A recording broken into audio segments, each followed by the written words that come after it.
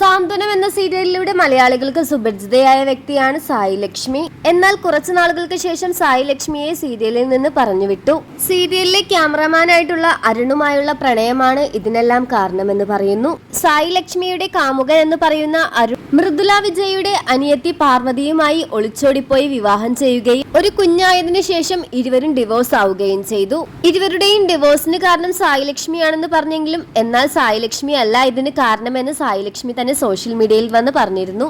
ഏറെ നാളുകളായി ഇരുവരും ഒന്നിച്ചാണ് താമസം. +2 പരീക്ഷ എഴുതാൻ സായി ലക്ഷ്മി പോയതും അരുൺ രാഘവനോടൊപ്പമാണ്. രണ്ടുപേരുടെയും ചിത്രങ്ങൾ ഇപ്പോൾ സോഷ്യൽ മീഡിയയിൽ വൈറലാണ്. എന്നാൽ കഴിഞ്ഞ ദിവസം ഒരു പുതിയ അതിഥി വരുന്നു എന്ന് പറയുന്ന സായി ലക്ഷ്മിയുടെ പോസ്റ്റ് സോഷ്യൽ മീഡിയയിൽ വലിയ രീതിയിൽ വിവാദങ്ങൾക്ക് വഴിവെച്ചിരുന്നു.